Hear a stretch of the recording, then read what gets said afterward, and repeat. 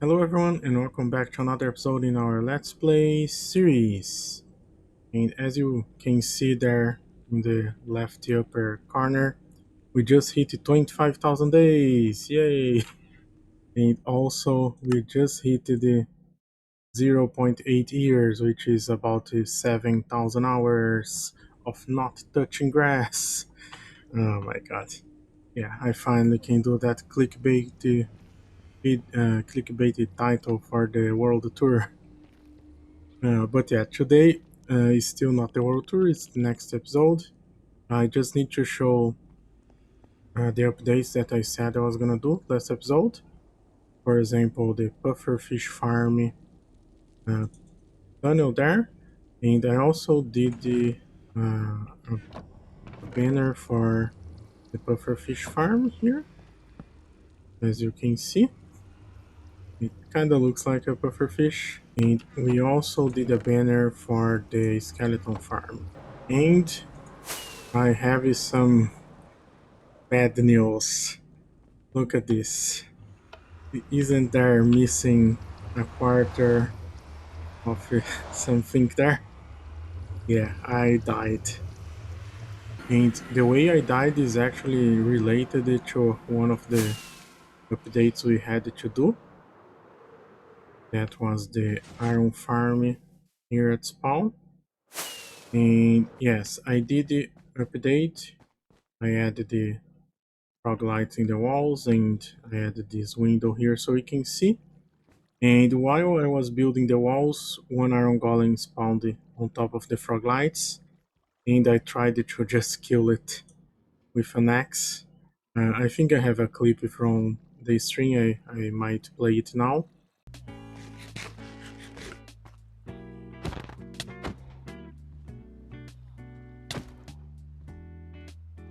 Yeesh.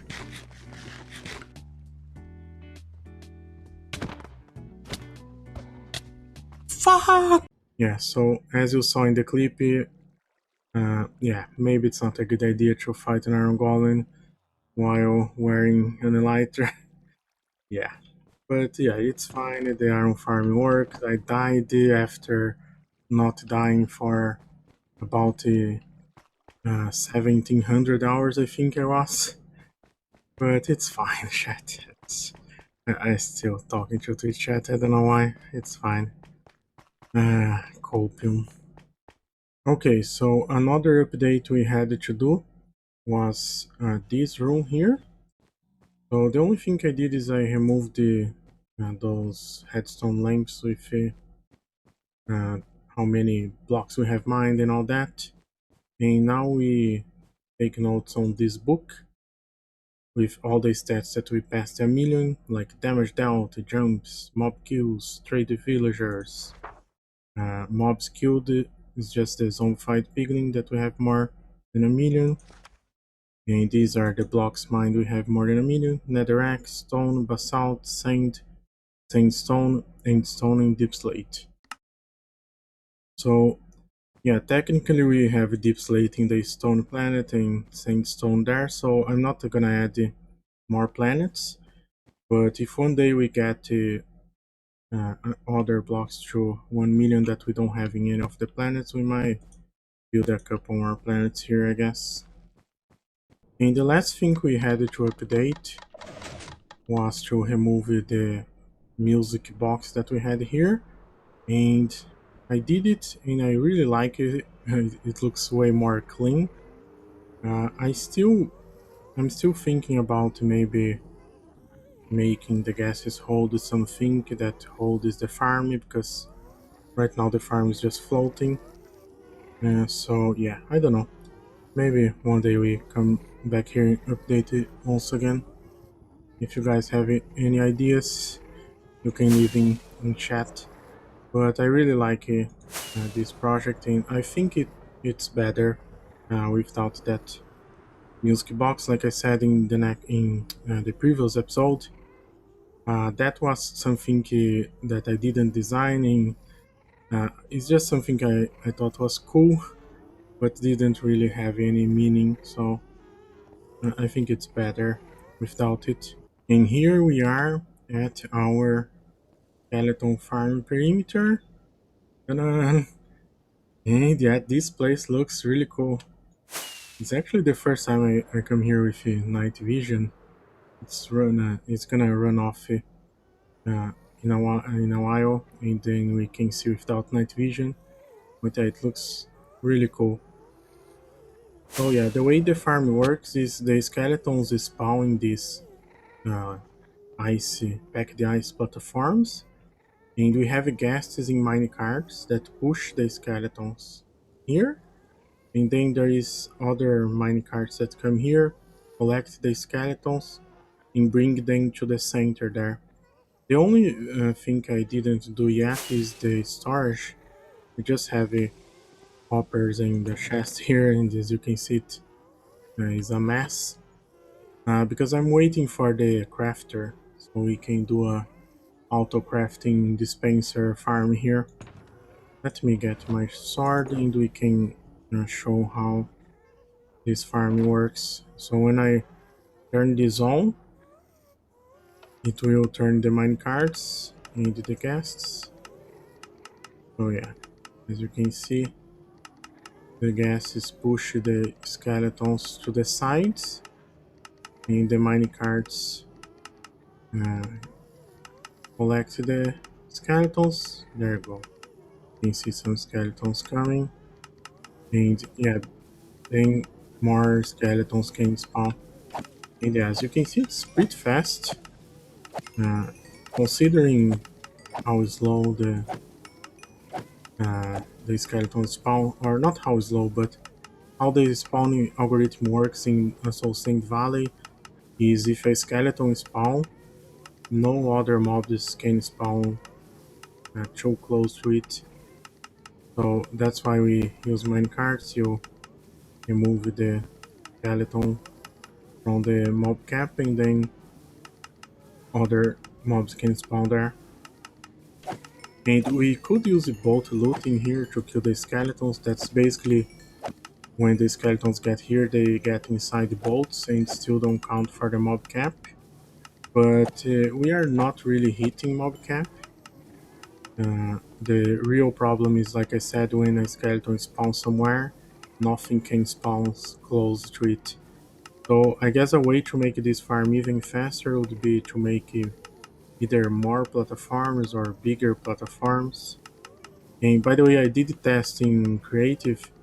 If you make platforms on top of this, still like a skeleton spawning here would still stop all skeletons from spawning in a area around it, even in any height. So yeah, doing spawning platforms on top, it does help a little bit because of pack spawning, but it's better to make it expand horizontally instead of vertically. But yeah, as you can see, it does work very well. And yeah, this wasn't really any kind of farm that I needed for the efficiency or anything. It was just an excuse to mine more netherrack. And the night vision is running out. Yeah, this is how it looks without night vision. I really like the gray look, right? Yeah, I think if it wasn't for the headstone and the ice, everything else would be green. Well, I guess we have this stuff here.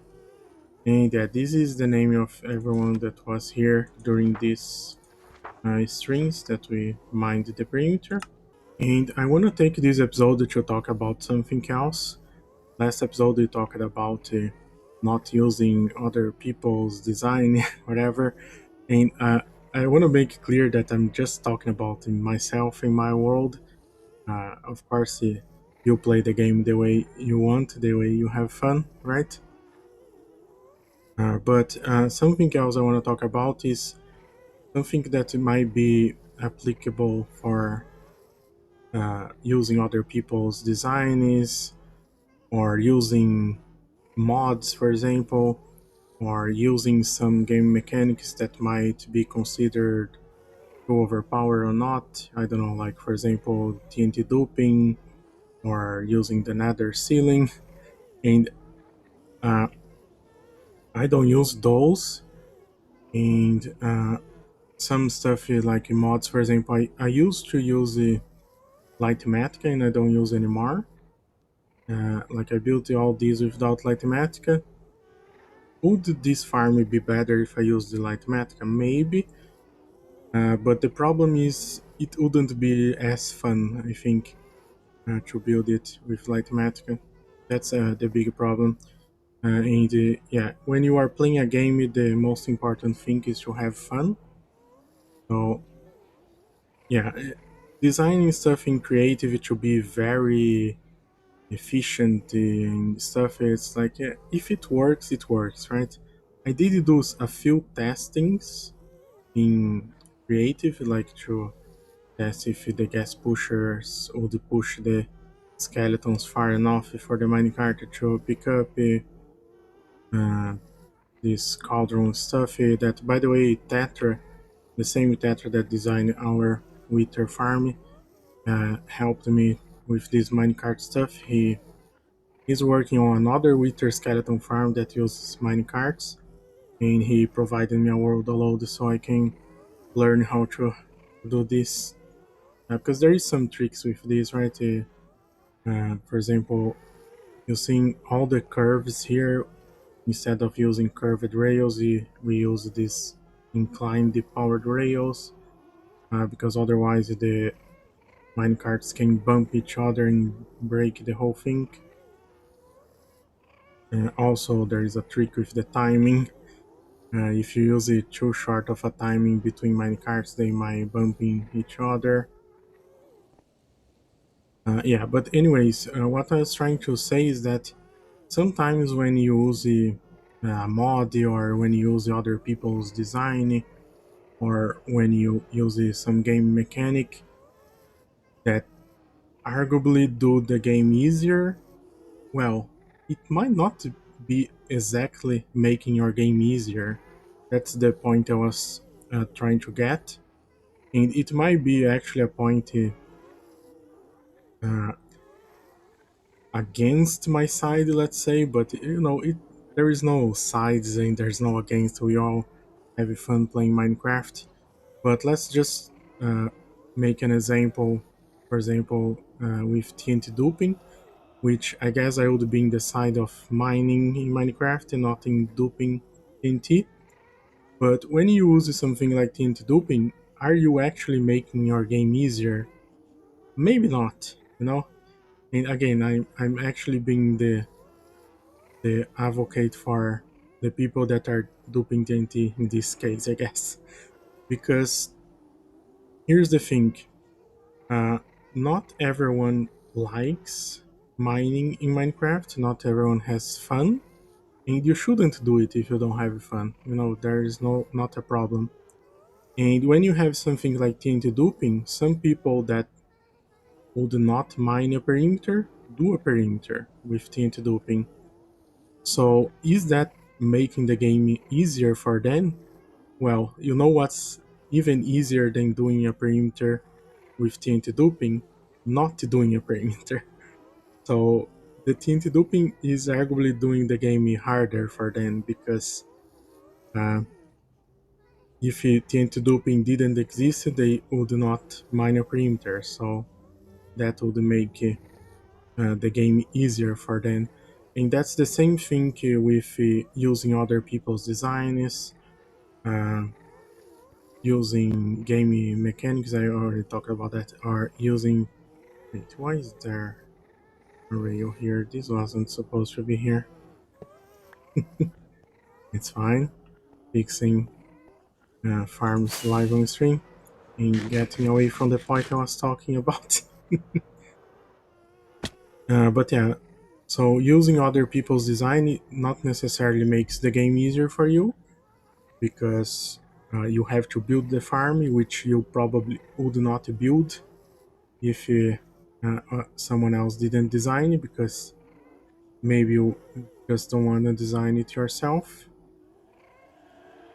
In mods, right? Like for example, Litematica, maybe you are using Litematica to build a very complicated tree farm, for example, that you would not do if you didn't have Litematica.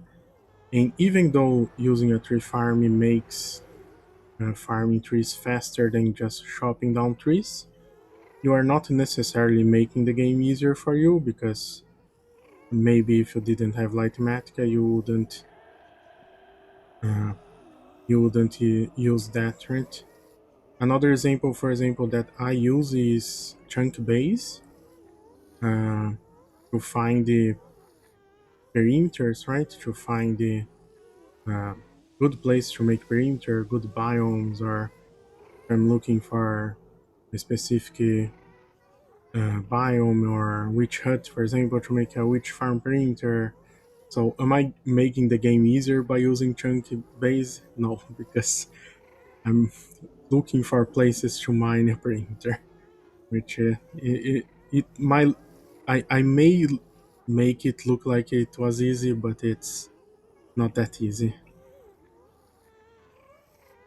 And another good example, we use the Litematic to floss the bedrock in the 420 by 420 perimeter that we were there showing the lack of a music box there.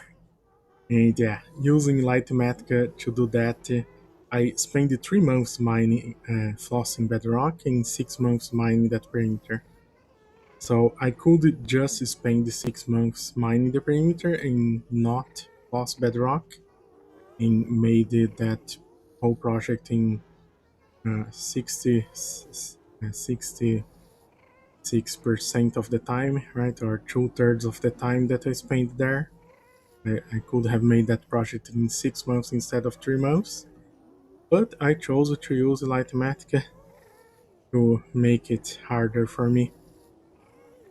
So yeah, specifically about mods and game mechanics, it's not exactly what mods or what game mechanics you use, but it's how you use it, right? Because, for example, you could choose to break bedrock, which is something I don't do, for example. Uh, and you could choose to break bedrock to break all this bedrock on top of the perimeter, for example, and make a huge build that goes all the way to y 256, which I have seen people doing that.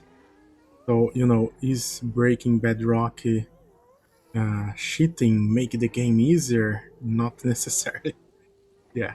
So that's just one thing I have been talking about this during streams, and yeah, that's just something I think is worth talking about on YouTube too. I'm not trying again to defend anyone or anything, right?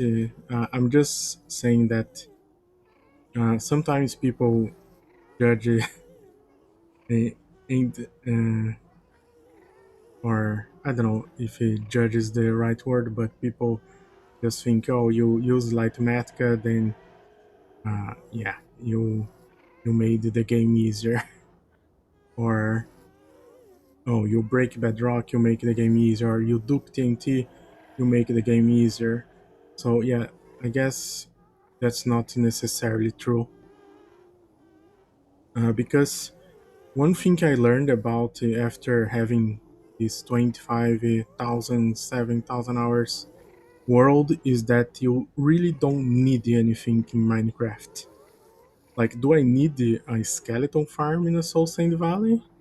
Uh, I think it's very clear I don't. And in reality, you don't need anything in Minecraft. Not even a creeper farm, a sugarcane farm, because who needs elytra? You don't need elytra. You can play. I see people in YouTube playing without elytra the whole time, so uh, you don't need anything in Minecraft. You can just punch trees for 7,000 hours, and if you are having fun, it is your 7,000 day world or 7,000 hours world. And yeah, go for it, man. Just punch trees for 7,000 hours if that's what you make. You have fun. I guess that this is more a message for stop saying or stop thinking you need this, you need that. The only thing you need is to have fun. So go there, go out there and have fun. That's the message for the day. And happy holidays, and I see you guys in the world tour that will be in the last day of this year. Bye. I talked way too much today, didn't I?